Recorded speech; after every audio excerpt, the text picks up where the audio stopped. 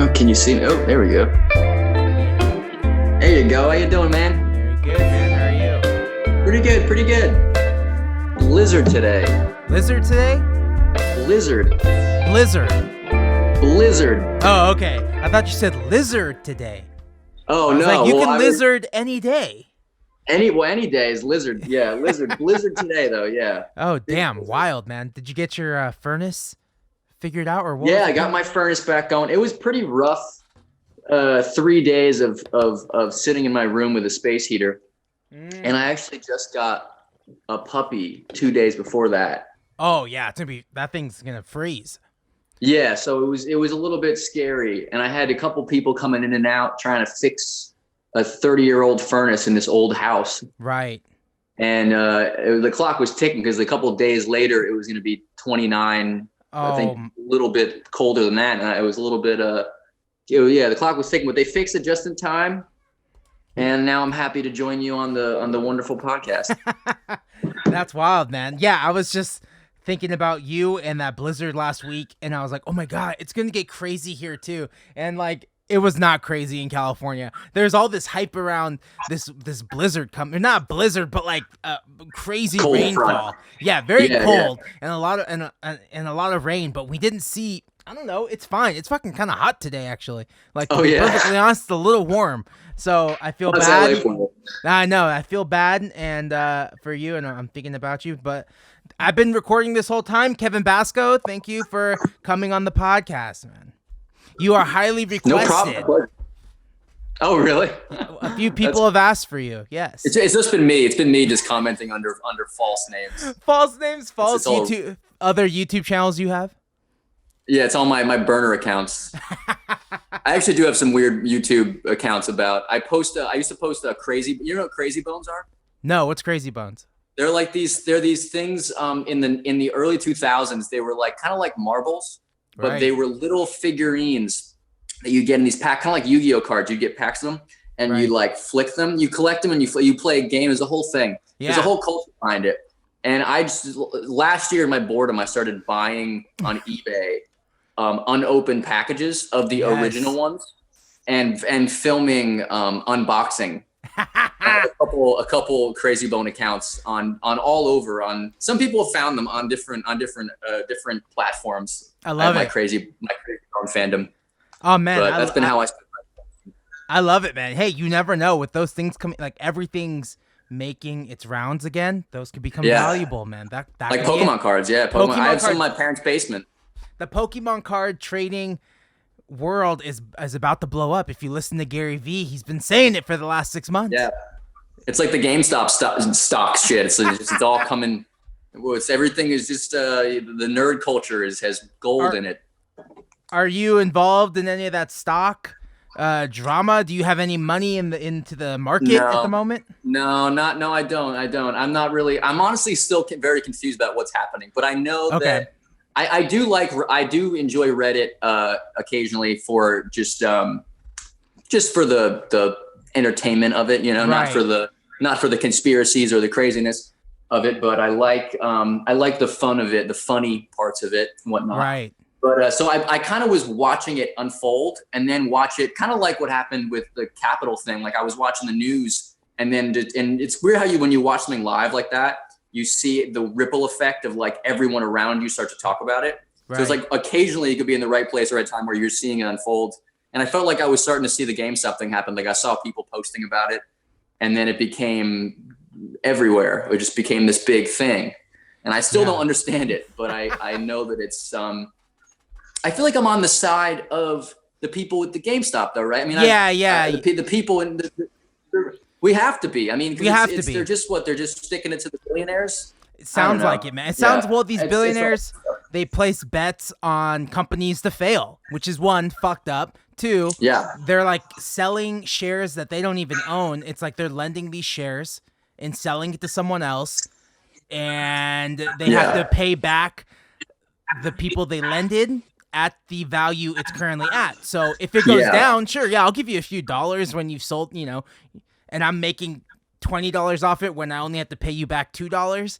Okay, that's the scam. And now it's like, wait, I borrowed it. Everyone's catching in on it. Yeah, and now shit. Now I owe you $300 a share, and I bought millions, and I'm screwed. You explained now. it better. I think I've seen The Big Short like 4 times, and I still didn't understand what the hell Margot Robbie was talking about, or any of them. I didn't know what they were saying. Yeah. I just knew that it seemed like there's some bad people doing stuff. So I think that's still my position. I know there's some bad people doing stuff. I think I explained it correctly, and maybe someone who's watching this will tell me otherwise, but I think that's what's going on. I do not have any money. Sounds right. I do not have any money in GameStop, but I do have Dogecoin or Dogecoin. Oh, you do? Dogecoin or Doge? Yeah, Doge or Doge? Yeah, I think it's Doge maybe. Yeah, I don't get that either. I know there's like garlic coin, and there's like all kinds of coins. Seriously, there's all kinds of crazy cryptocurrency, which also I have no knowledge or stake in. I know I have a couple of friends who bought Bitcoin early on, and my cousin tried to tell me how I could, at one point, with my computer, I could like mine a certain kind of currency. It's I don't know. I am so not. I just kind of like watching it from afar. It's more entertaining than the currency probably be worth to me. So we can get so we're expecting a Basko coin. Oh, that'd be cool. Or an RBG coin. Yeah, RBG coin. Yeah, rubber band coin. Yeah, that'd be cool. Yeah, I would make some kind of currency. I mean, it's all gonna. It's like the way that the streaming services are going. Everyone has their own. Like everyone has their own little thing. It's gonna be the same thing. We're gonna have our own money with our own little face on it or whatever, and we'll eventually just get back to the barter system where we're just making bread for each other. Yeah. Or whatever, That's okay. It's gonna have to explode at some point. We can't just keep going up and up and up. It's like Willy Wonka. Eventually we're gonna bust through the ceiling. And it's gonna Did you say Willy Wonka? Dude, I have Willy Wonka on. Wait. I don't know if this is against the rules of the podcast, but no, you can show it. How do I switch it? Oh wait, I don't know if it. Oh, here we go, dude. No lie, you can see. Oh my God, Grandpa Joe. Uncle Joe. Yeah, Grandpa Joe. The biggest. I just put it on. I'm like, what am I gonna just kind of have in the background during this? It's gonna give me a little warmth. Well, it's kind of Christmassy in a way. Yeah. Willy Wonka. Yeah, it is kind of Christmassy. Yeah. Snowing out like cats and dog coins. Right. It's really turned down outside. So. That's crazy. I went to go see Willy Wonka at the drive-in a few months ago. Oh, cool. I thought you were going to say like a band. I was like, at like a show. I was like... Dude, I went to like a totally maskless show, and we're just, that's how it is. If you're an LA influencer like myself, you just throw COVID parties and spread that shit around, man. Yeah. How's the drive-thru scene, though, for movies? I have yet to do that. It's fun, man. Like, I think... I've talked to a few people about it. Well, I've randomly talked to like British people about it on this podcast, and they're like, "We don't have that here. That's like not a thing." Oh, really? It's like that's a very American 1950s going to the drive-through kind of thing. Yes, it is. It is Americana. It's really Americana. Totally. Diners and drive-thrus. It's very Guy Fieri, man, and it's awesome. Like. It was Willy Wonka, and then the second showing, it was Wizard of Oz, and then the double showing was Willy Wonka, and we fell asleep during Willy Wonka. Ooh. But yeah, you usually get out around midnight. Everyone's knocked out. You just bring your own food, bring your own drinks. That's cool. There's some parallels there too. Willy Wonka and Wizard of Oz. There's some real hero's journey, cyclical world magic stuff there. That's cool. That's a good pairing. A good double feature. That's a good double feature. I was like, okay, I normally don't really want to go to the drive-thru, but because of Corona and because of that lineup, stacked. Because usually at that drive-thru, they have Gene Wilder. Oh yeah, the legend. Okay, yeah. Sorry, but for people who are listening, you are a musician. Where are you living? Where are you? I'm in Philadelphia. I'm in South Philadelphia. I moved here March 1st, 2020. Are you from Philadelphia? Is that what you said? No. I was making a Will Smith reference. Oh, yeah. No, I'm a Jersey guy at heart. I've lived in Jersey my whole life. But Philadelphia is kind of in a sense an extension of Jersey, if you will. Some people in Pennsylvania might dispute that, but it's definitely a very similar part of the world. Very similar lifestyles of people who are here. But I really love it. And again, I moved March 1st, 2020. So I moved like 15 days before things got locked down. Yeah. And I'm glad I did though, because I kind of got it. I mean, I moved partly here to kind of, see what Philadelphia is about. Right. Community. I have a lot of friends here and stuff. And sadly, it kind of put a little bit of a damper on that, like everything. But this is like my home studio I'm in now. And I've got like 3 floors of different got the drums in the basement. I got my some more of my guitar acoustic stuff upstairs, and I have like a bunch, the wires rigged and everything. So it's been a fun kind of figuring out how to get the house kicking on my own. A lot of guessing, checking, as you imagine, because not a lot of people are assisting nowadays or helping engineer. Right. So, but yeah, I'm in Philadelphia, and it's been great for the most part. I mean, it's been great as far as my new living location. Right. Because I was making records in my parents' house for essentially my whole life when not on tour. So it's kind of nice to have my own pad for now. That's awesome, man. Philadelphia is a really awesome place. Like, I guess you said community, but for what other reasons did you think Jersey is the next step going to Philly? Because they're pretty close to each other, right? Yeah. Philly's a lot cheaper. Philly's very affordable to live. Not to open the bottle there, but it's really affordable. I mean, it's like half the price in New York. It's like it's very cheap. And living in New Jersey is also expensive because of the property tax. So it is kind of an affordability thing for me, and also just I live in like the Italian market area, and so there's a lot of good food around here. Some of the best like delis that I've been to, especially Italian delis. Right. Yeah, it's just got a really friendly vibe. I remember I walked around. I've played a lot of shows in Philly throughout my life, and sadly, not to a lot of the times in where some of the venues are, it's not. I mean, I hate to sound like a yuppie or something, but it's not maybe the area that I would go to that one area and be like, oh, I want to live here as a young guy. Feel like I'm not, I'm not, taking over or something. I'm not gentrifying it or something. Right. But I checked out South Philly, where my friends have been for a while, and it really reminds me of Boston, which is where I went to school and I went to college in Boston. And it has a very similar kind of, a lot of brick, a lot of friendly people on the street, the towns. It's just a very nice community.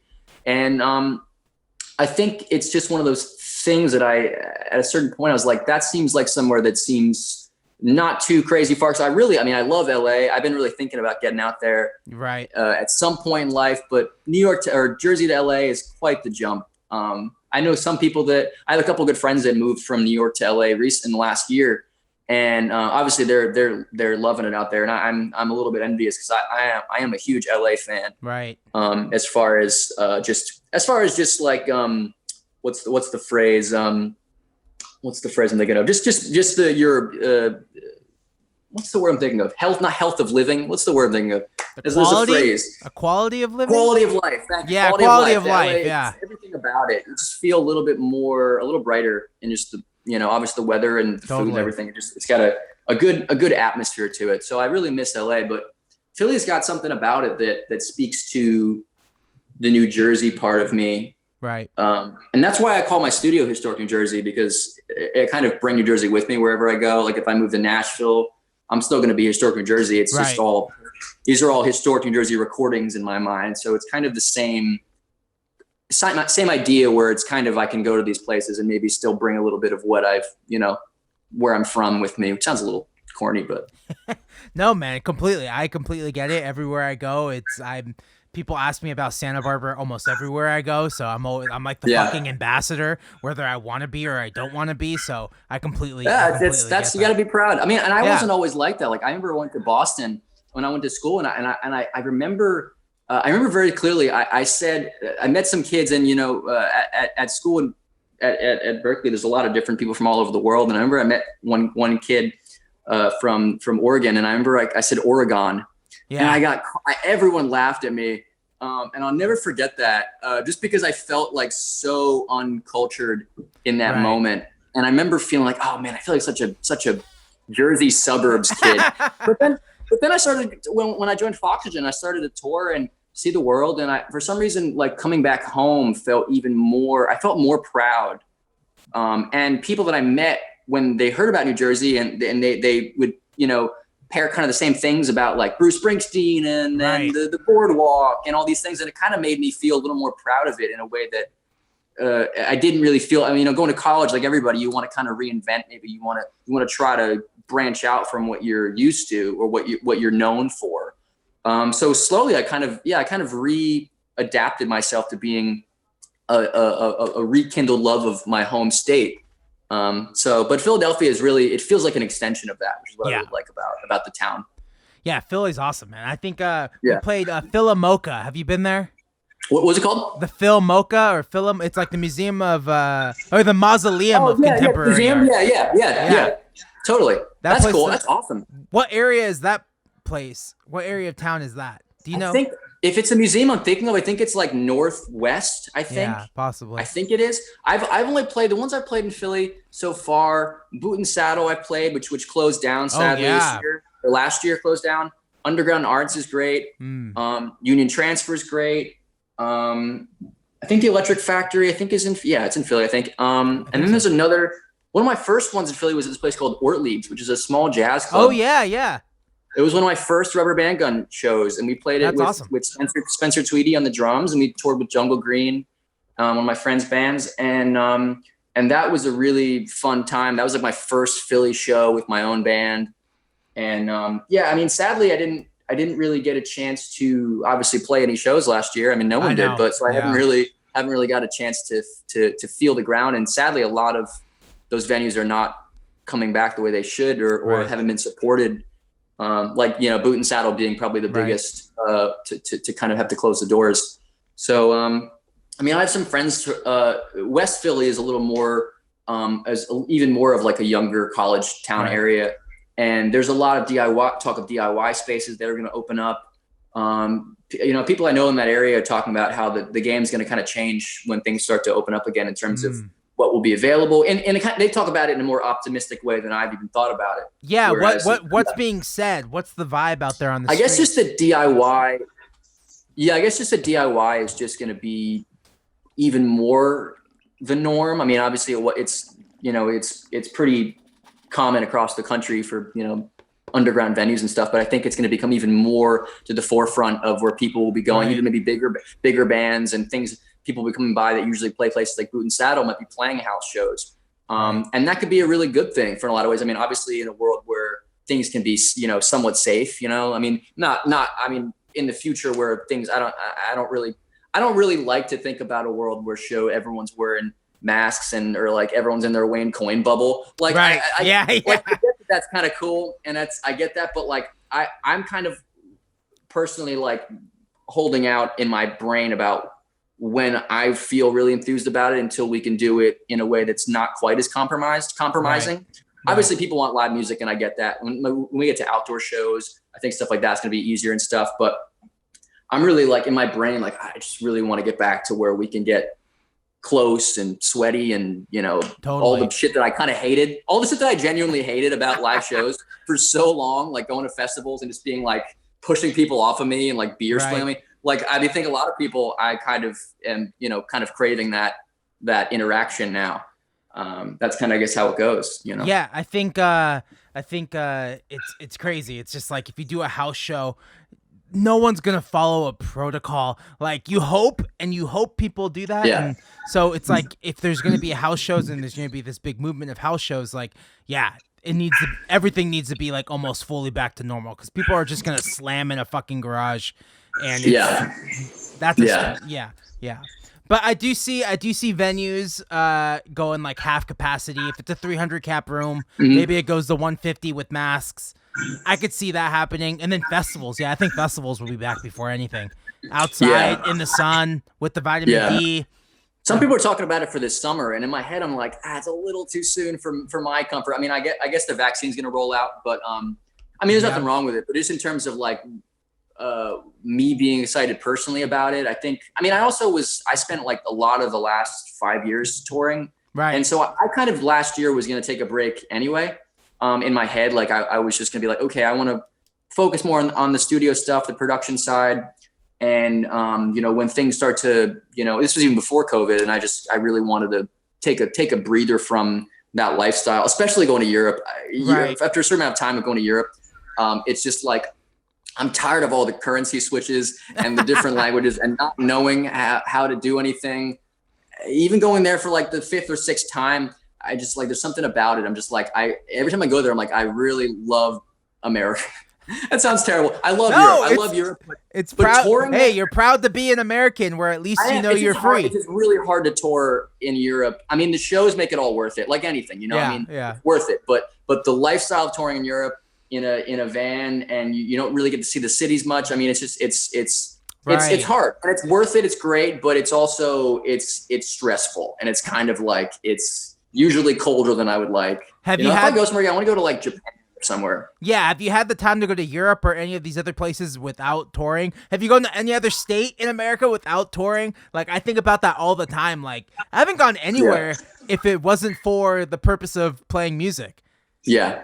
But then you think how lucky you are that you get to travel and totally for music, and it's one of those things that I've had a lot of friends who they've got opportunities to tour, and they also have got opportunities to do vacations. And it's like, I know it's like thinking about it, I'm like, man, I don't know if I would even be like happy on vacation in certain parts of the world where I've toured, because it's like, I feel a little bit spoiled. Like I do, as much as I might be, kind of talking down on that part of touring. I think that that kind of purpose, I mean, every day just leading up to the show, that's the kind of thing that you can't put a price on that, and you can't put people do, but you can't can't really that's like your whole day is about the show. It's like this giant crescendo to get to this one event.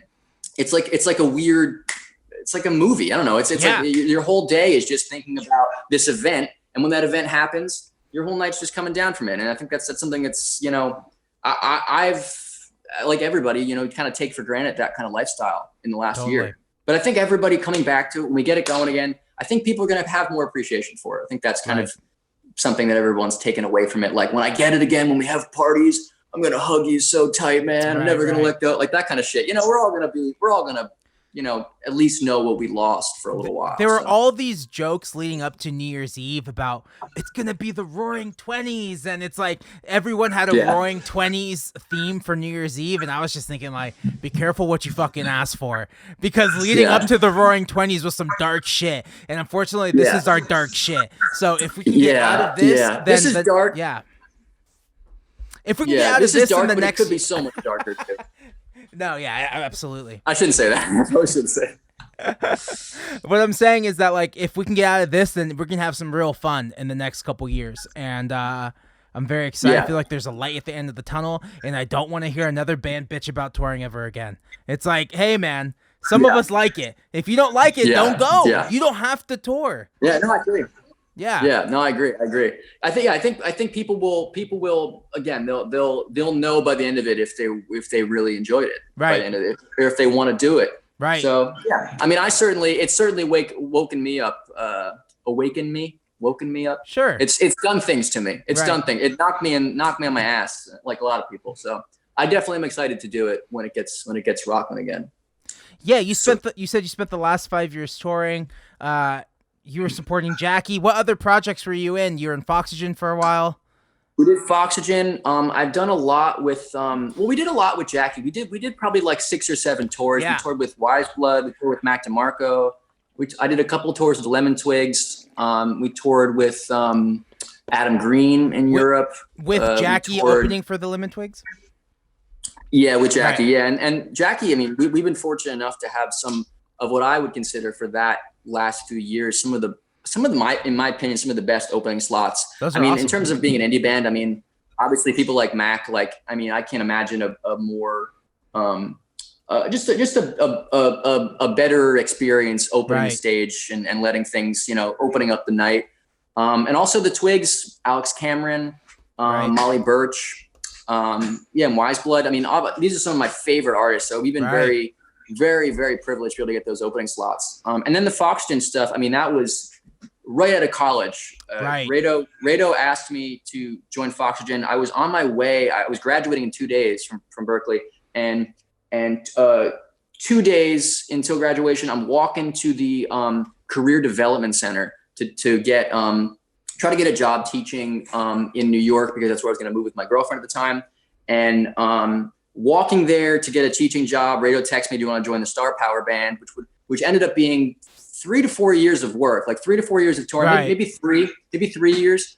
Of pretty like for me at the time, like I was playing in a band called Ripe. They're actually a relatively popular like kind of jam funk band that I helped start in Berkeley, and they've kind of taken off a lot since then. And I ended up just kind of stopping everything I was doing and joining Foxygen, because Foxygen was my favorite band at the time. Right. I had a true and I've told this story a lot of times. It was a true like almost famous experience in terms of being thrown into someone that I really idolized, and a group that I thought was, in my opinion, probably my favorite band. So we ended up doing about 3 years of touring with them, and some of them were like 3 months at a time, and I had not been away from my girlfriend or from anything for that long, and it was a mix of feelings. It was probably one of the greatest experiences of my life, being able to jump into a group that I idolized so much, and learning so much from them, and just getting the touring experience. I mean, it's kind of funny how it was like thrown into these like big headline spots, like, I going from college to jumping in, like we opened for like the Strokes a couple times at huge festivals, and we had a New Year's show with the Flaming Lips. Like we played that was a very big time for Foxygen, especially. And to be able to be there for it was a real privilege. And so that was probably some of my most rigorous touring. The Jackie stuff was kind of a mix between, it was obviously a little bit smaller in terms of we were opening, and we weren't like, we were in a bus with Foxygen. We were in a tour bus. I think we were in Stevie Wonder's tour bus. We were in apparently Stevie Wonder has like 4 or 5 tour buses he tours with at a time. And we were in like one of his 5, and we were all in there together, in the bunks and stuff. But then for Jackie, we were just in the van. We were in Rado's van, and we would, get hotels and stuff. And that was like just really kind of a little bit more of what, most bands will go through, like most. Right. And then after Jackie, I started doing Rubber Band Gun tours, which was, we only did a couple tours, but it was really like, that was like the closest to me doing, because I was booking the shows. I was, kind of TMing, if you'd even call it that. Like, and I was doing a lot of that lifting that I was kind of happy enough to not do before. And, we would play to rooms of like 10 people sometimes, but it was so fun because I already did the other stuff. And now this was my thing. And I wasn't looking for something huge to happen. I really just wanted to experience it for myself, in a little more intimate way. Yeah. So, all that touring was just like, it's kind of funny how I hate to say it didn't get smaller, but it certainly started with a bang. Like the Foxygen stuff started big, and then the Jackie stuff. And we played for some amazing groups and crowds and acts, and that was an amazing experience. But definitely it was in terms of the intensity of it, the Foxygen stuff was like, balls to the wall, like glam rock band. I don't know if I should. Sam would often say what he wanted with the band, and he would often use this phrase that I love. I always tell people this. He would always tell me, he would say, I want to be Hard Rock Cafe. That's what I want the band to be, Hard Rock Cafe. And I loved that, because I thought Sam was so in touch with everything about the group, the sound, the look, everything. There was so much thought put into it. I mean, they really went all out in ways that a lot of rock bands now don't really do it. I mean, it's hard to, there's a lot of money going into it too. There's a lot of the funding for the shows, for the sets, for like, we had like bits and like skits, like it was a whole thing. And so that was a big way to start out of college. And then everything from there kind of got a little less dynamic, but still, obviously amazing experiences. So doing that, you kind of see every aspect and every level of the industry, where you're playing festivals and you're the headliner, and then you're the middling act, and then, your own doing it yourself DIY, which leads to playing shows that maybe are underattended, but I don't know, that's a weird way to even put it. Like, it's just what it was. The shows are what they are. Yeah, no, it's true. I like reverse Benjamin Buttoned, or maybe I just Benjamin Buttoned, some kind of indie Benjamin Button. I'm like indie weird Brad Pitt guy. Right. That's saying too much, but the idea it's like, it is that it's kind of experiencing the different levels. Ideally it would have been maybe in another world where it could be a reverse thing where, that's what most bands do, right? Like start small, you get the bigger crowd. It's weird to think that you start from the headlining and then, you have some kind of fall from grace, but But because they're all different acts too, I got to see a lot of different sides, different sounds, different collaborators, just different brands. I hate to say brand with a brand, but different world, you know? How different like houses, different house sounds, how to sound check. Those are massive things that you learn. That I don't know if there's a live performance side of Berklee School of Music, but like that's something that, you know, you just learn by playing a lot of shows, like how to sound check, what do you need from the other band members in your monitor, and and you see how difficult it gets as the smaller the shows are to hear yourself. Oh my God. I mean, luckily, because like it's exactly that. Luckily, like because I've been like I could watch when I learned. I mean, the first couple tours, I wasn't even thinking about how what I could learn about the process, because I was just kind of in it, and I was just honestly soaking up the fact that I was there. I was just happy to be there. I was thrilled that I was even involved, and I got to express myself on stage the way I could. And then during the Jackie stuff, because we were taking a little, like we didn't have a TM, you know, Jackie was the TM, and I was also what you have to do. Yeah. So I was kind of learning a little more of the lingo because we were a little bit more involved with the management side of it.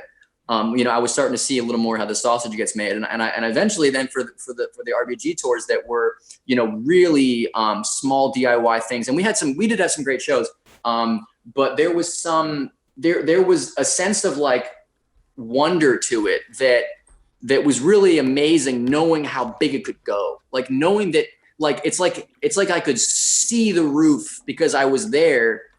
But I knew where we was so far from it, you know. It's like looking at constellations or something, and I was trying to figure out where my thing would go. It was a very, but weirdly enough, it wasn't like, you know, you'd think like I would be bummed out, like, oh man, I play those big shows, and now I'm playing to 10 people. But strangely enough, like I was so happy just to be trying it and knowing that it was my thing, and knowing that I wasn't a hired gun. Knowing this was my music, and this is something that I put a lot of time into, and it wasn't about who was there. It was about that I was doing it for myself. So people ask me sometimes what my favorite tour was, and some of, obviously the big tours are so significant and meaningful to me. And, it affected my life in ways I can't explain. But some of my favorite tours, I would say one of them was the band when my RBG boys. They're just a bunch of it's really just a bunch of Jersey boys. That's all it is. It's my friends from high school. And we went down to Nashville. We played 3 shows. We played a show in DC at a house. We played a show. We played 2 shows in Nashville. I think we did another one too. I can't remember where it was. But we did the final one at the Basement East, which is kind of a nice venue, a decent venue no, it's not. It's a nice venue. It's not like the big basement one. It's the smaller one. But and you know, there was probably 30, 40 people there, and that was such an amazing moment to be able to put it all together. It felt like I made a baby. It felt like I had something that was real, or a plant or something, or cooked a meal all to myself, versus the other things where it feels like, you know, I kind of felt like a waiter or something, in a good way. Like I felt like I was part of this experience with Foxygen and with Jackie, where I was part of this brilliant ensemble, right? I was just happy to be there. But the thing with RBG was just, it was like, this was my expression, you know, this is my chance to give it a whirl, and knowing that it wasn't going to be, you know, the expectation didn't matter, because I had already hit these highs with the other bands. It wasn't about that, you know. Yeah, it was just about the expression, the art, being able to play live. That's amazing, man. One of the things I wanted to go back to actually was how did you meet Rado, and how do you get this text asking? Oh, my dog. It's okay. Wait, you want to see the dog? Sure. Here, let's look at the dog. Oh, very cute. Oh boy. Oh boy. Oh, that is so cute. What kind of dog is that? I'm not. He's a little Boston Terrier. There you go. I'm bad with names. He's a spunky boy. His name's Jones. Oh, that's so cute. All right. He might go upstairs. I'm gonna bring him upstairs. You can bring him upstairs. Sorry, what did you ask? So I was gonna say, how did you meet Rado, and how do you just get this text heading to your career development? I'm gonna sit with the dog. And I'll answer your question. Come here, boy. So I met Rado. I went to a die-in coffee show. Cool. This was Sean's first ever show. This guy. This was Sean's first ever show in New York at this place called Pianos. This venue, Pianos, great venue in New York. May or may not be open. And essentially, I took a bus down to see the show because I was, again, a big Foxygen fan, big Dying Coffee fan.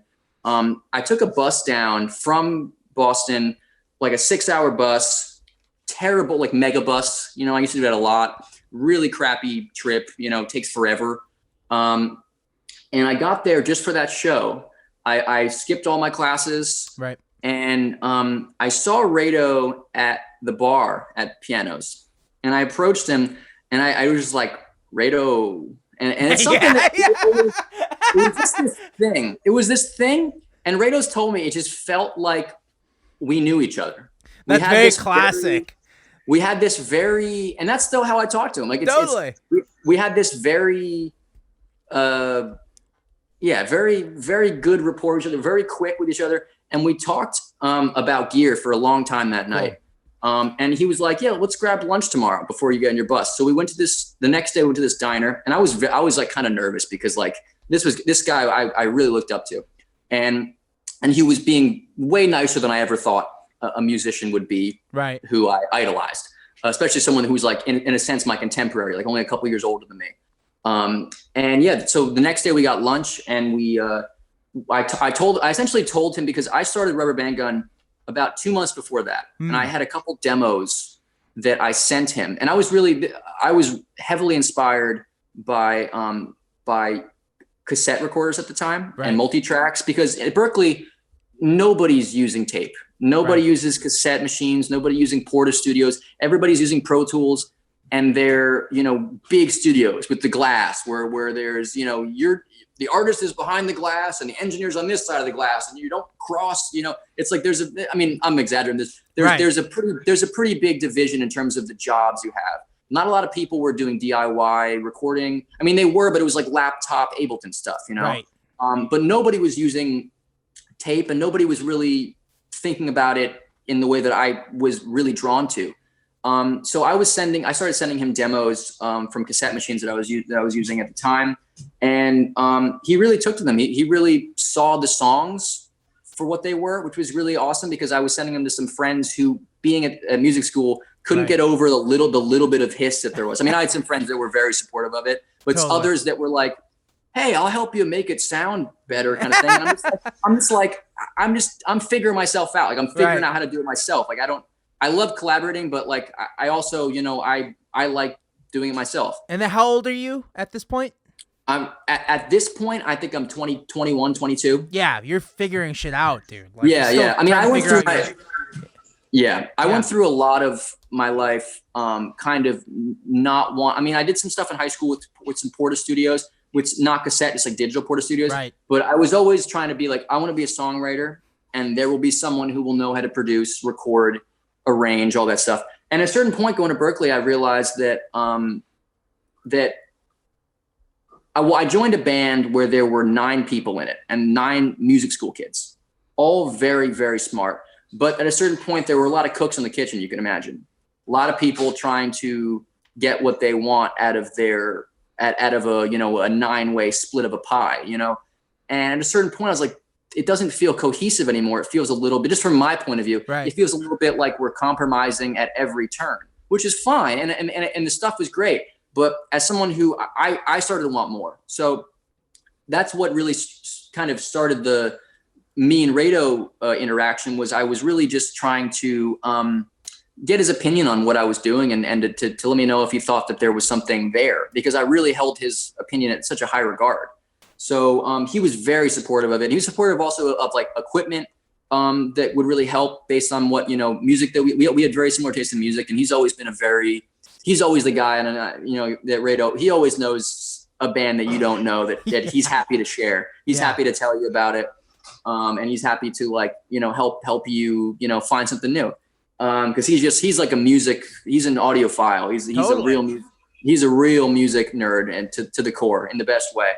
So, yeah, that's kind of how we hit it off. I mean, when we were touring, me and Rado really had a lot of similarities in terms of our lifestyle. Like we both really love ramen and like good food. And we really love just like music and talking gear, and like, you know, we took each other pretty quickly.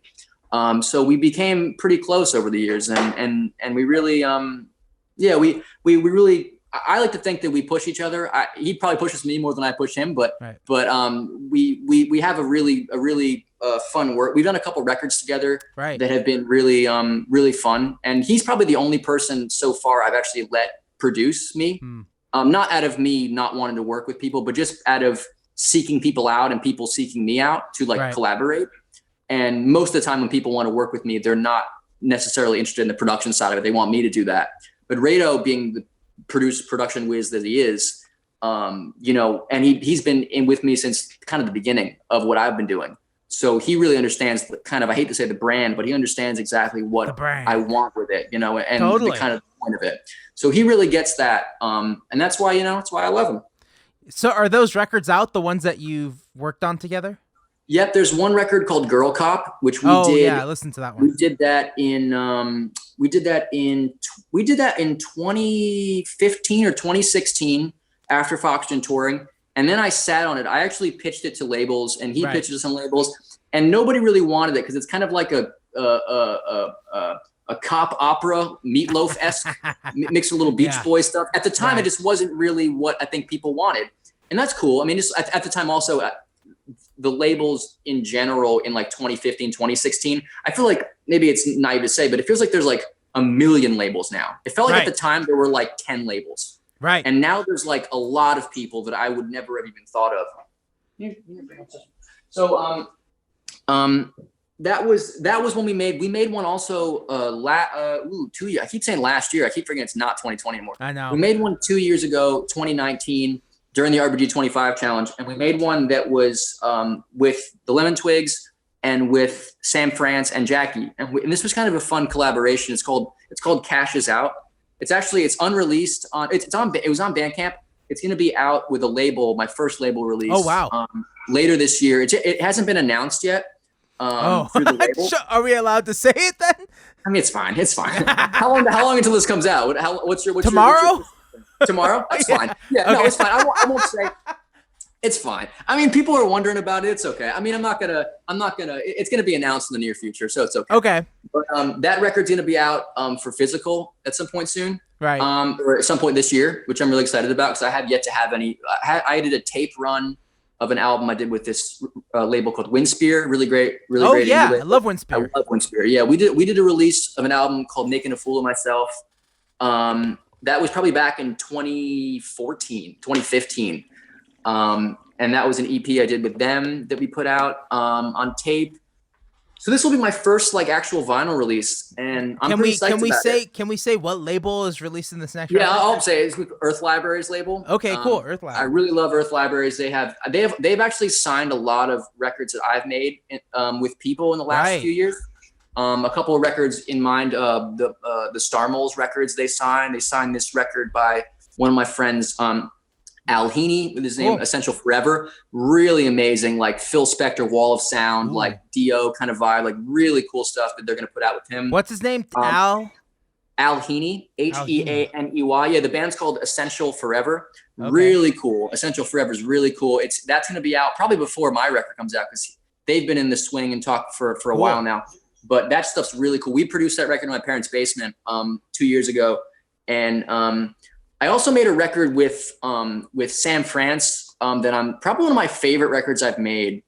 I don't know how much of it I can give away, talk about, but he and I are supposed to meet up, and we keep saying let's meet up because he wants to announce it, and we'll do a podcast. Yeah, but like, he's got a couple he's sitting on. He's got a couple records he's sitting on that are amazing. Yeah. And I'm really like I've been kind of pushing him to be like you got like Sam. I want this shit in the world. Like the world needs this shit. It is good, and not that he doesn't think it's good, but I think he's trying to. Obviously, like everyone navigates a little strategic. Yeah, a little strategic. Yeah, I totally get that. Yeah. But it's been, I made a lot of records that at the end of 2019 and that are slowly starting to see the light of day through labels. I mean, obviously the label, they have a schedule. They have a it's like, it's even slower than normal. Like it's used to be. Right. And that's something that my whole life of RBG has been not so much resenting labels, but I've been like a little bit like, well, you don't want this one. you might like this one. And it's kind of this constant, that's why I keep making things. I just want to, it's almost like a constant search for approval, but it's more my approval that I really want in terms of liking it. And that's why I put it out. That's why I don't make a record and sit on it and shelve it. Like I'm not Fleet Foxes. I can't spend 6 months making a record and then just shelve it. Like in my opinion, like if I made it and it doesn't make me completely like cringe and die, I'm going to put it out. And even if I don't think it's like the greatest thing I've ever made, I think somebody might like it. You know, I mean, because a lot of times I'll put something out that I never thought anyone would like, and someone likes it. And it's like, wow, I'm glad I didn't let myself keep myself from like curating it. Like I'm the curation that I'm doing is the fact that it's just me. It's just me playing the instruments, producing.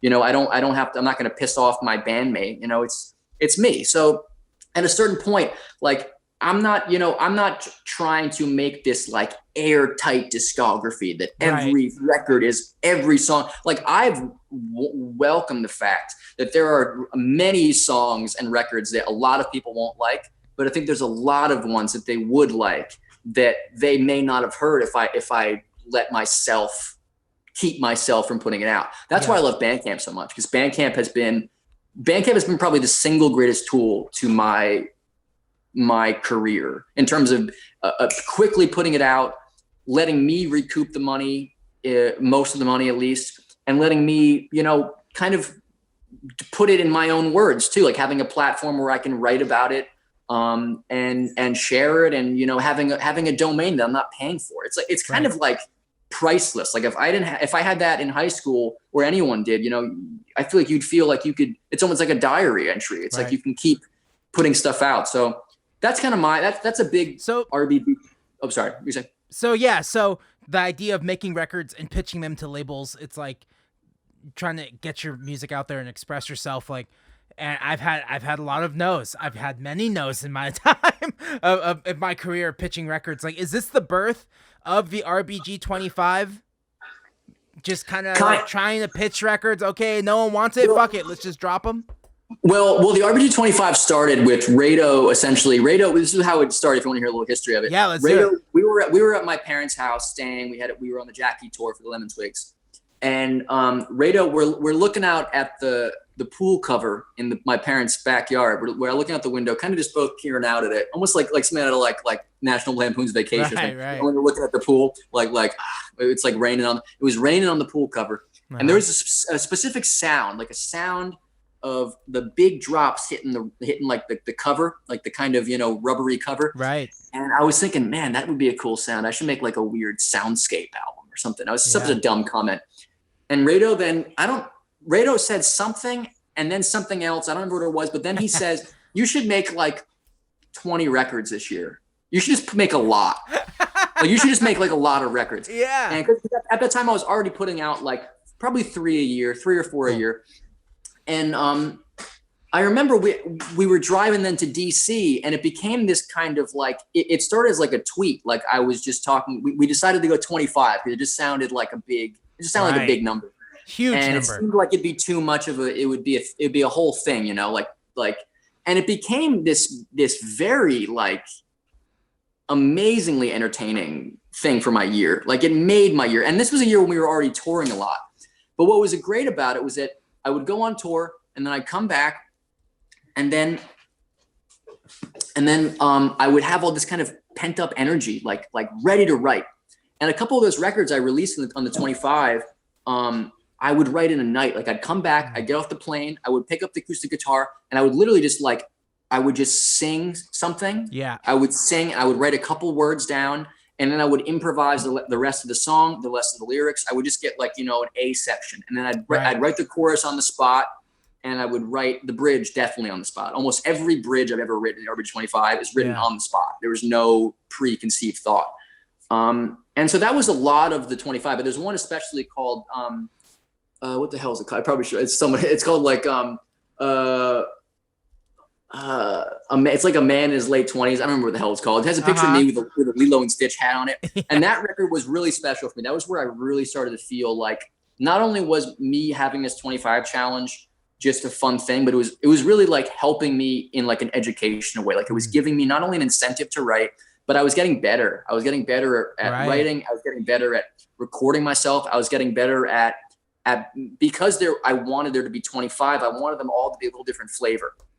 And a big thing I did was every record, and again, some of these were EPs. Some of these had 4 songs, but some of them had 25 songs. Yeah, was there a minimum of like, okay, it needs to have at least minimum 3. Okay. The rule was this was in the initial tweet. It was the rules are they have to be at least 3 songs on a record on a release. Right. There's another rule too. I don't know what it was. There's another rule too. But the big thing was that made them for me work was that each record had something there was not that I wanted, that it was a limitation. Like there was a couple, I did this album called The Amazing Spider-Man, and on it, I wanted no kick drum and no bass guitar. So all I had, but I mean, there was still kind of a kick with, I used the low tom in a way. This was in Dreamstar, which I think you guys did. You guys made a record there, right? Yeah. This is what we call the grave of Dreamstar. If you could see it, there was shit everywhere. This was not set up, ready to go. There was just clothes and curtains and drums strewn about and effects pedals, like this was not a usable studio, but I used an 8-track cassette that he had, and like 2 little mics. I had like an AKG mic, and I just kind of tinkered around with everything, and it made like a toy album, aptly called Amazing Spider-Man. And that was the big one for that. It was the limitation of no bass guitar and no kick drum, which, thinking about that in hindsight, it's like those are pretty essential things for a record. For rhythm. Yeah. And like another thing I did, like a couple records I made, I was like, okay, I'm not gonna, what was the other one I had? Oh yeah, I was like, oh, there'll be no guitar on this. There weren't always arrangement specific, but there was often like a time that, I'd be like, okay, like a little challenge inside of a challenge. Yeah, exactly. There were little things that help make them, they're each their own thing. Such as like, oh, I'm not gonna write any lyrics or any melody until all the instrumentals are done. Stuff like that. I just tried to like make little challenges, exactly. Little parts that were kind of made it more of a game, and also made it a little more, I mean, when I'm in my production techniques, one of the things that I steal the Marie Kondo thing, like it needs to spark joy. Right. That's how something is good.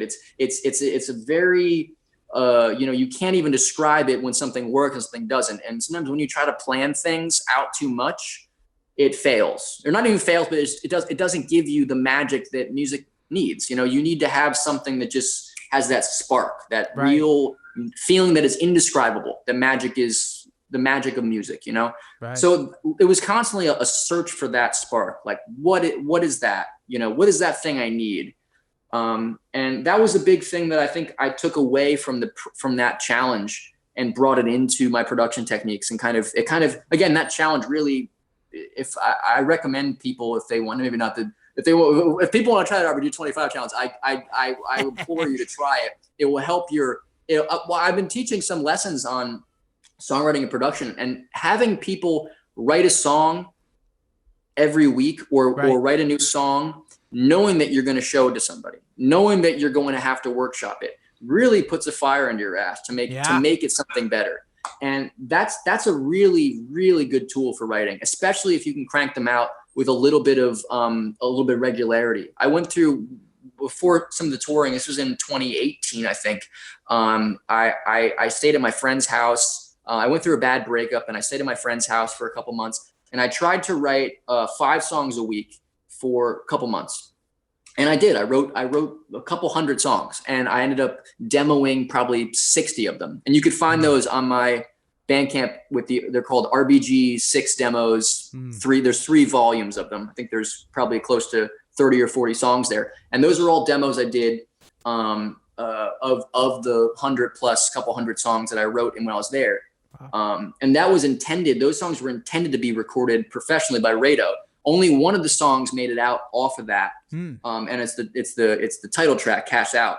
And that's the first song on Cash or the second song on Cash Is Out, the record that I'm going to put out this year. But that was a big part of the Rado thing, was trying to figure out what we could do, collaborate together in a way that was kind of like, and well, the point of Cash Is Out is the name of the game. It's the name of the album. Cash Is Out. Like, I was trying to make a record to sell to a label so I can get money. It was very on the nose joke. A lot of the songs are about that. A lot of the songs are about well, they're kind of gambling-esque also, not unlike the stock market, but pretty relevant. But but that was the running gag as we were making the record was that this is my record where I'm gonna sell out, I'm gonna cash out, I'm gonna get that money, I'm gonna get off Bandcamp, I'm gonna get a RCA, give me that big R. Kelly money. Right. It's like he doesn't need it anymore. Not really. Not bad choice. I just remember I think this record though was shopped around and RCA liked it. And I remember being like, I'm never gonna sign to RCA because they had R. Kelly. And I was like, I'm never gonna sign to RCA because I'm just gonna be shelved. I hate that. I hate that whole idea of like the major labels working with indie musicians. It's really to me it just screams bad idea, for me at least. Unless because they're signing people who have like 50,000 followers, or whatever.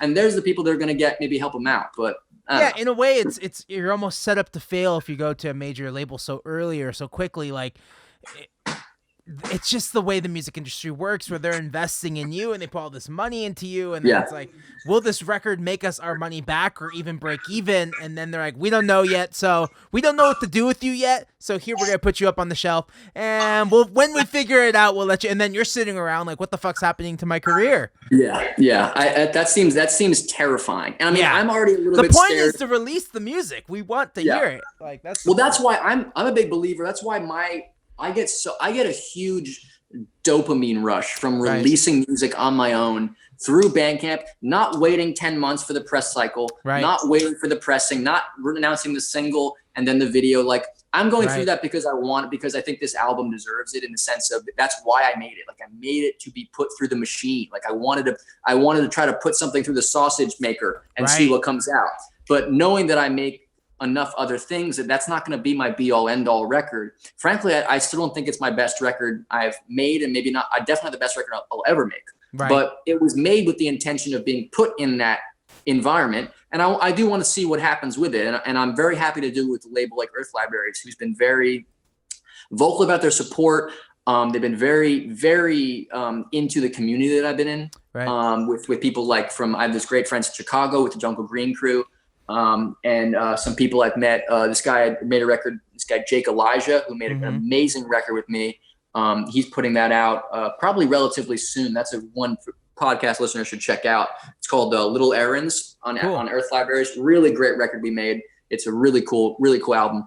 But again, I think like there's so many labels out nowadays that it's just nice to know that it used to feel so futile. It used to feel so impossible. And it felt like even if you did get that chance, you're probably not going to get what you want. It just never felt like. There was a while when we were making Girl Cop where I was really excited because this was when Whitney first got signed. Right. And I was like, oh, okay. So like people can listen to and find the value in intimacy in a way that with indie music that wasn't always there. Like it doesn't have to be this huge production. It could be like, it could sound like the band, and people can connect to it in a way that was really nice. And my record sounded nothing like Whitney, but it was the idea that something made in Rado's garage could stir the pot, could get people talking. And I'm sure you had a similar feeling with when you guys are making. It's something about like that, and also it was the excitement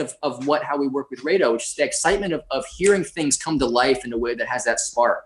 And I remember actually seeing your guys' tape, your reel, your half-inch reel when we were doing it.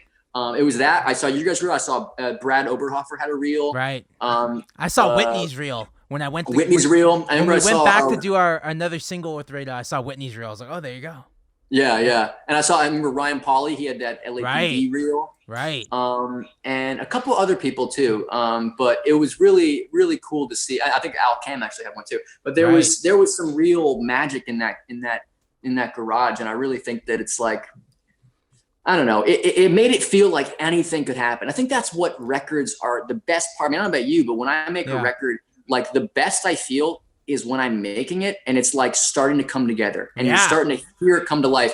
Everything after that, to me, doesn't matter. I mean, there's some great feelings obviously coming along with the release cycle and when you finally get it out and you finally get responses. Yeah. But there's a real high to that feeling that when you're making it and it's coming together and it's starting to kick, like that's a feeling that for me, the RBG 25 was like a drug overdose. Like it was like, there was so many times, I had that feeling where I was truly excited about what I was working on.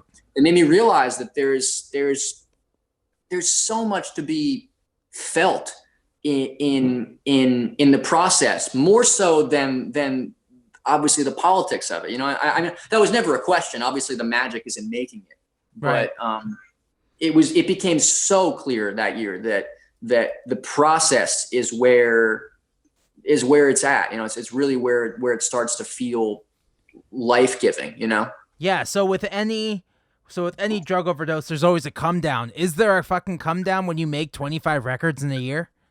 Well, there certainly was a little bit of, like, when I did that last one, and I uploaded it New Year's Eve, the 25th one. My friend, one of my friends, Rias, who's now Rado's assistant engineer in LA. Cool. He was helping me at the time with that record, and he challenged me to the RBG 2. Which is essentially the idea that last year I'll put out 2 records, which I did. I put out 2 records. Yeah. And that was a challenge in of itself, to not put more than 2.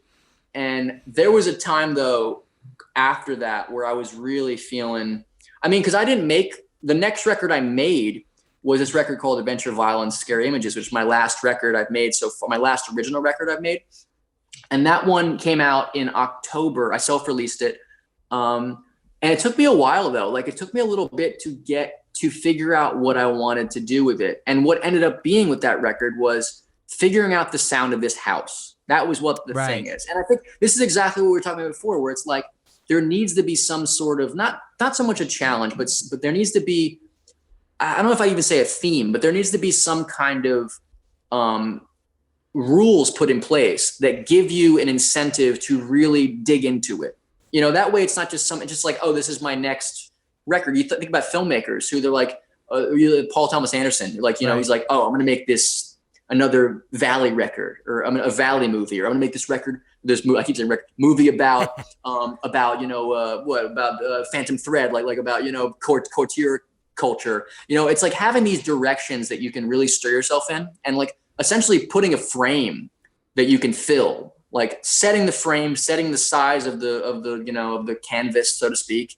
And, that's really something that I find an immense amount of joy in. And obviously, you probably know as well, would definitely know as well. Any musician would know that with the up, moments where you're really digging it, there's equal amounts moments where you have the head in the hands and you're like, yes, this is not working the way it should, And I think that's like everybody. Whether you're writing it or you're recording it, there's those moments that come. And I think that's kind of pushing through that. I tell people that I teach that there's a lot of moments like that, but what makes a writer really great is the ability to kind of use that. I was watching The Last Dance, right? It's The Last Dance. And Michael Jordan's like I took that personally, it's the same thing. You got to use that in yourself. You got to take that feeling, and you gotta use that as the fire. You gotta let your own ass on fire. It's so that's kind of a big theme with my music is trying to overcome something, even though there's really nothing.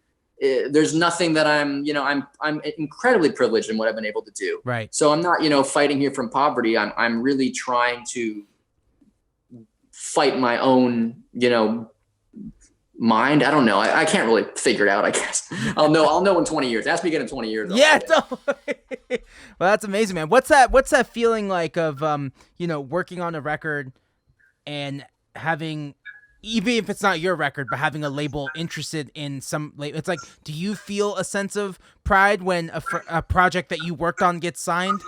Oh yeah. Yeah. Luckily, I think every record I've made that I've produced has only been signed to Earth Libraries. So Earth Libraries has been kind of my home label in a way, and they're very vocal about how they want to, they want to work with the community that we've kind of helped build and help facilitate it and bring, and these guys are just real music fans. It's this guy, Brian, and his wife, and they're just really big fans and of music in general. And it's really refreshing to see such a good take on it, and just, really caring about the community and the scene and seeing the value in it.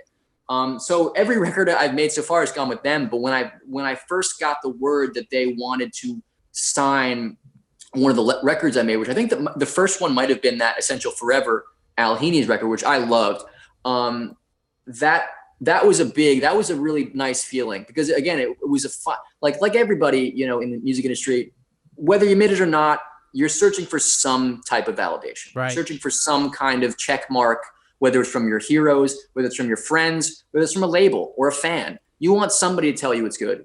And that was a nice thing to finally check, because again, I've had labels tell me they like my records, but then not sign them.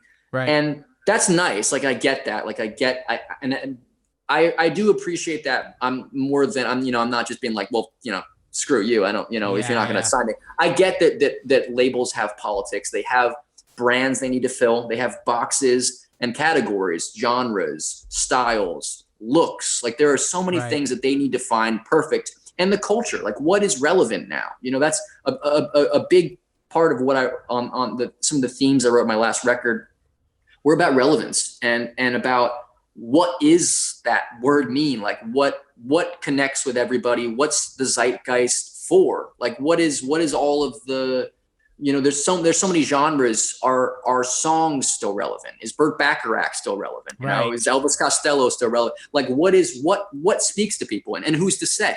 Because labels were once a gatekeeper. They were once the person at the door with the you know, letting everybody, like, at the gates of heaven, letting people in. And now it's not really that way. So, but to see somebody who has that ability, who has the power to distribute, to give you money for photo shoots, or help you with the finding people with press. I mean, the thing I've learned over the last year, I mean, I've been expanding my RBG team with finally, for the first time, getting people publicists and publishers and people that want to get involved at a different level that I have no idea. Like, I can't even honestly get to the video part of it. Like, I've had people who help me with it. My I hate to say talent, but my interest and efforts stop when the record's done. Like, that's where my everything else past that is not something I'm good at. And that's why, you know, I'm kind of in the position I'm in. But to have someone like Earth Libraries or some of these people that I'm working with know that what I'm doing is special, at least to them, and they know that they have what I need to take it to the next level, to get into some new eyes and ears, and to get people to you know, come to the table. So it's a tremendous feeling to have people want to join the team, because again, I've been doing it by myself for a very long time. Right. I mean, I'm an only child, so I'm used to the kind of tinkering away at something on my own. I used to try to make like Spider-Man masks in my room. Like, I used to try to make as a kid, I was really into that guy, the Prowler, in the Spider-Man comics. Because he was this kid who he would make, he didn't have any superpowers, so he would make things out. He would make like weird gadgets and stuff for like wrist gauntlets and stuff to fight crime. I used to try to do that. I would like try to like make these things and like masks and stuff and like gauntlet, like Spider-Man things. And I would love tinkering them by myself and trying to figure out the pieces fit together in that way. And that's kind of also why I love tape machines and love, you know, outboard gear and things that you can, you know, really get your hands dirty. Because when I was at Berkeley, it was plug-in central. And I've only recently delved into, like, I mean, in the last 4 months, delved into the plug-in world. And I've gotten to the point where I know how to use them in tandem with what I'm doing otherwise. But man, at Berkeley, it was like nobody had, I mean, some people had some outboard gear, but it was mostly, if it was outboard gear, it was to control the plug-in, you know? And it was, you know, but I have a huge respect, and I've learned about, you know, out of the box recording. And to me, that's what, if anything, makes records I make, in my opinion, sound like records. Like, some people come to the studio and they record and they're like, man, it sounds like an album in a way that I couldn't get on my computer. And I'm just like, well, that's that and that and that and that and that. And that's all my Foxygen money, not going to rent. Well, that's why I lived with my parents for the first, you know, 5 years of being out, whatever. And this is all the shit that I bought that's helping make things glue together in a way that makes you sound like things you listened to as a kid.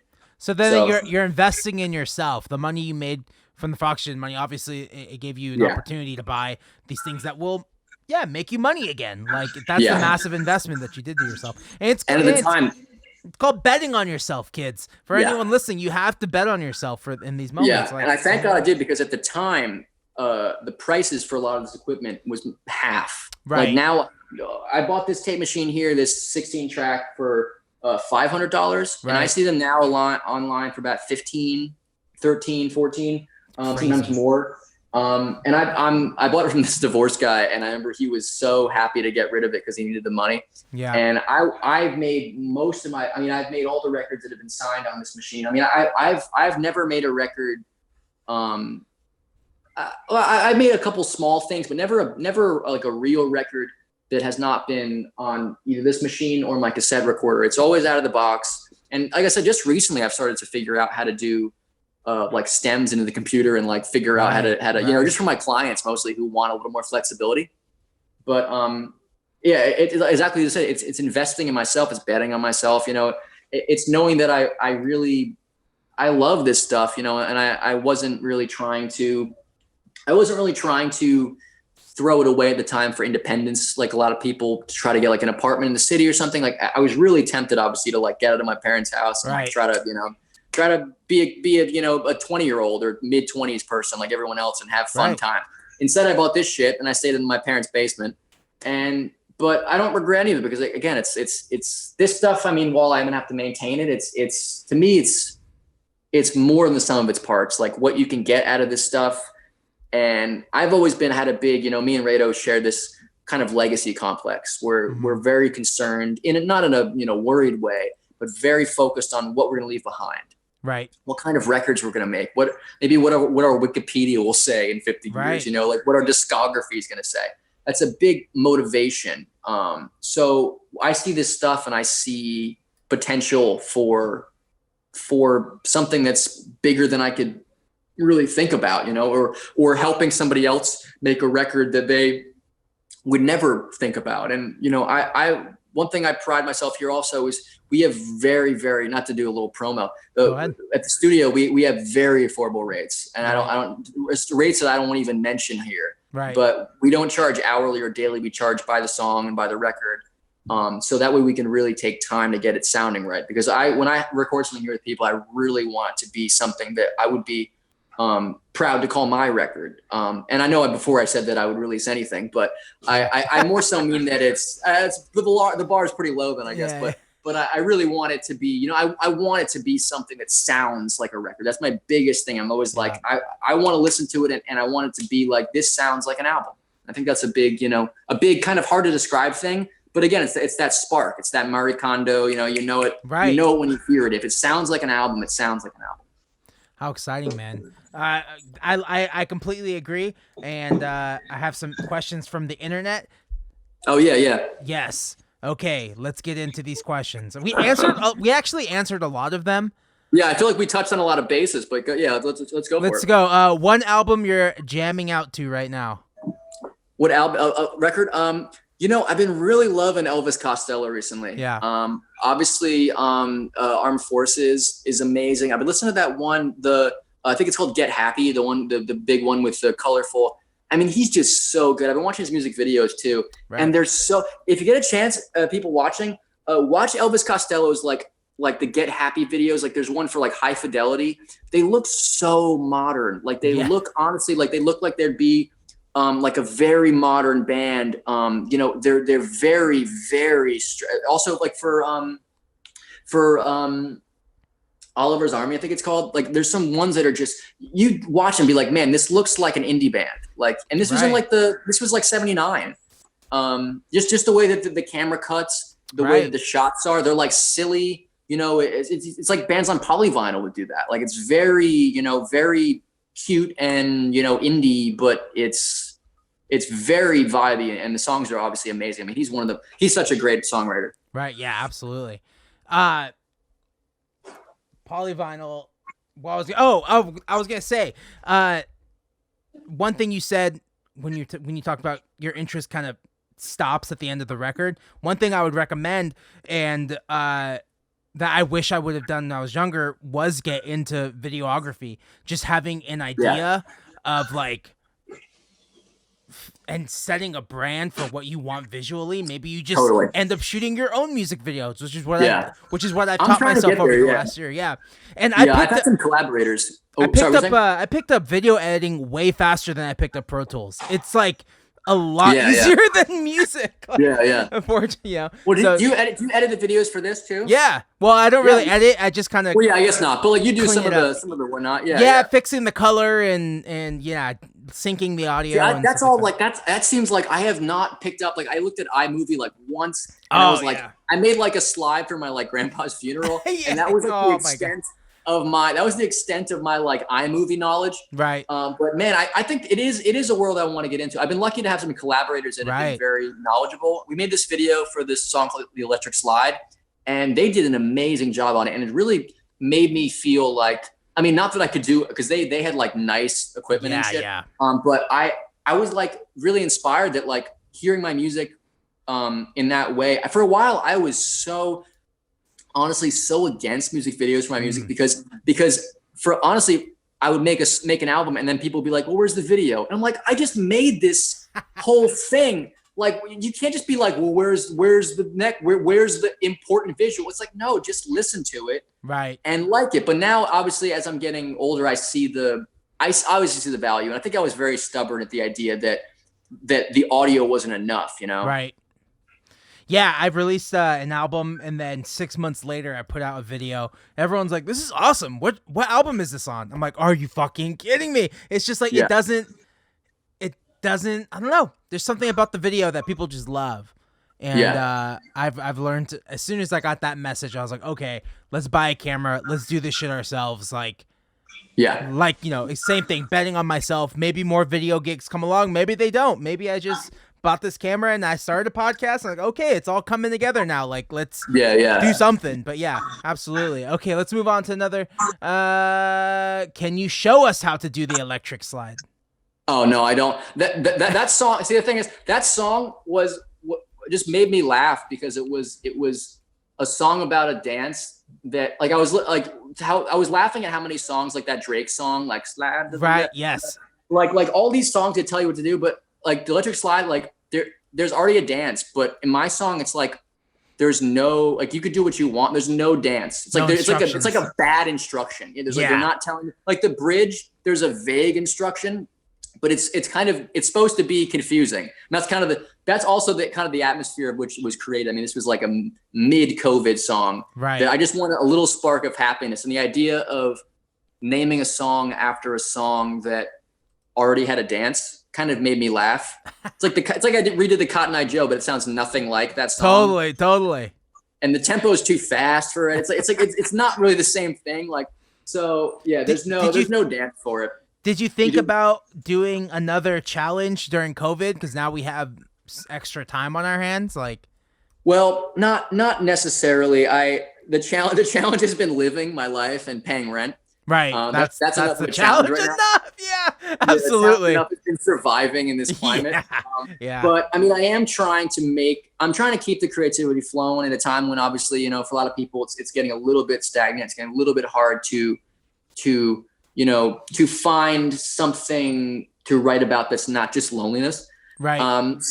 But I'm expecting some things this year that are going to be, I'm always optimistic in terms of my own music. And I feel like I feel like I'm going to make my best thing in like 10 years. Like I feel pretty strongly that I'm going to have some time to mature because I still kind of feel like my Twitter RBG bio is like Kid Rock. So I feel like that's what I am. Like it's like Kid Rock. Like I feel like a lot of my music is kind of.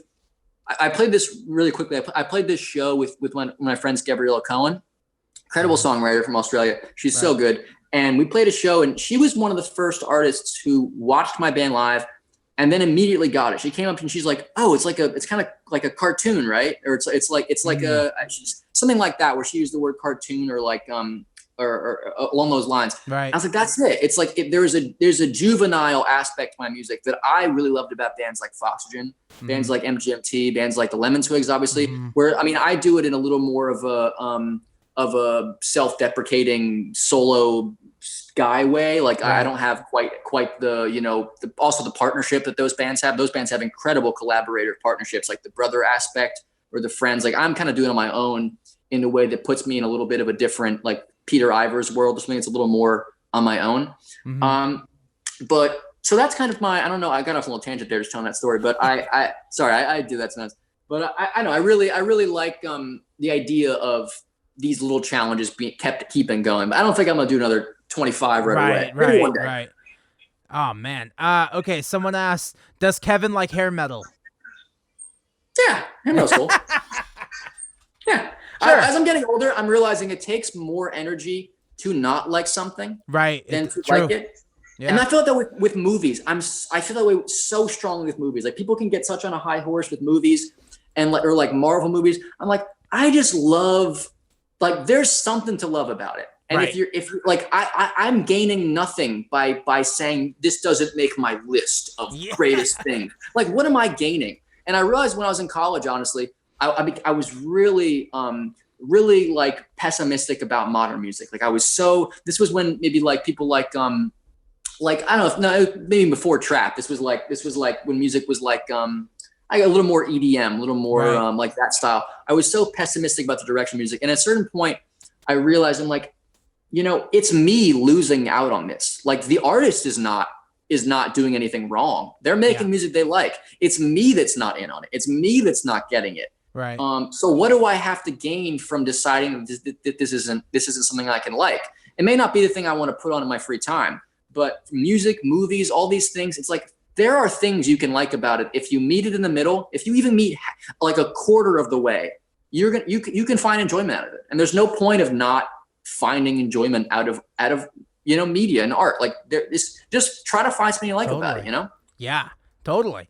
I think that was just a tough time, man. I know exactly the time you're talking about. I absolutely hated it. It was confusing. As people who write songs, it was a very confusing time to see how much attention people can get from EDM. Like that was so difficult because you can make that in Ableton very quickly. And I'm not trying to belittle the whole genre. There's some really amazing stuff in that. Like, I mean, there's some electronic music that is unbelievable. Absolutely. But a lot of what was getting a lot of airplay and a lot of attention was stuff that didn't feel quite as, you know, I was watching this real quickly. I was watching this thing the other day, Todd Rundgren interview for, I think it was an interview with Sweetwater.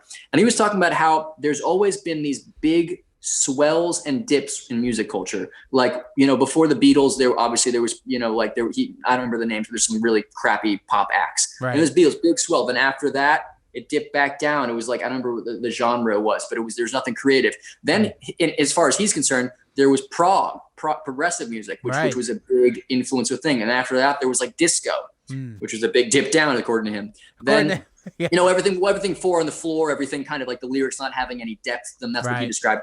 And then, you know, after the disco depths, it went up to, he said, the Seattle scene, Nirvana, grunge music, next big thing. Then it went down again. Then it was, I think it was punk. And then it dipped down. Then it was Nirvana. Right. And now he's saying how we're currently in that rut. And while I think that there is a lot of really good stuff out there, I would agree that there's not really the huge change. Like there's some amazing music out now, but there is not that game changer where all of us are equally turning our heads being like, this is the new thing. Obviously there's some amazing music that's mixed a lot of genres. And, you know, I would argue that the next big thing is going to be the ability for all of us, as dumb as it sounds, it kind of reminds me of the Time Person of the Year being the Mirror. It's like, it's the next big peak is going to be the ability for all of us using the internet to create something even newer. I don't know. I'm trying to like figure out what is the next big, like we all turn our heads and we shift what we do into that direction.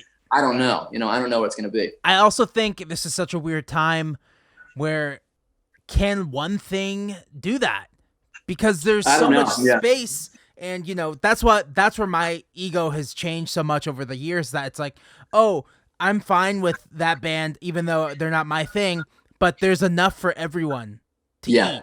Like you have the internet, mass amount of people, and you have an unlimited amount of people you can reach. Like there's enough for everyone to work. So it makes no sense. Like, and it's true. Like it's like something that was like back in the day where there's only so many tours you could get on. There's only so many places you can play. Yeah. Well, that's goes back to the gatekeeping. It goes back to the label gatekeeping, be able to decide and siphon what goes out to people. There's only so many jobs available, but now there's so many different avenues and venues. Like, it's just, who knows, man? Who knows if there will be that one thing?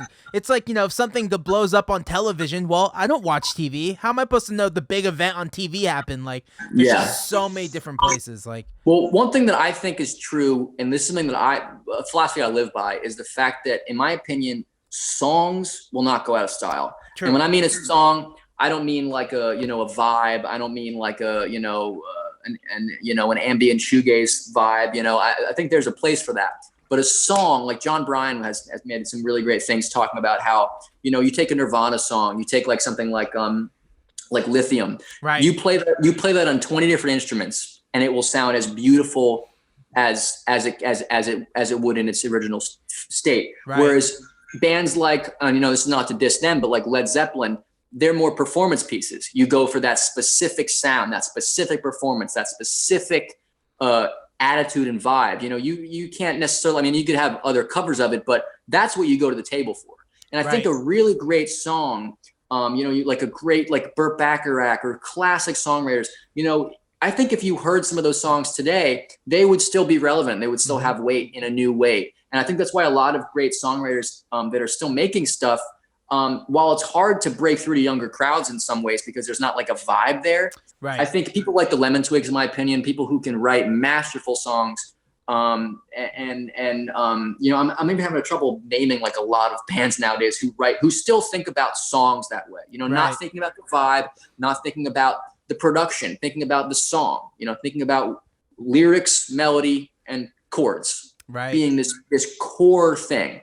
That is something that's kind of like, while I think it's losing a little bit of attention, it will always be there. It will always be true. People will always, feel, like, somewhere over the rainbow or the Rainbow Connection to do rainbow songs. Songs that are like real songs, they will always have weight, and that's why there'll always be a place for them, and they'll always touch people. And I think that's one of the big things that keeps me going, is the idea that if you write a good song, it's there for good, and it's not going anywhere. It's not, a good song won't go out of style, no matter what the production, because you can take that song and package it 20 different ways. I could take a good song, a classic song, put a trap beat on it, or put a reggaeton beat or whatever. You can put anything you want over it.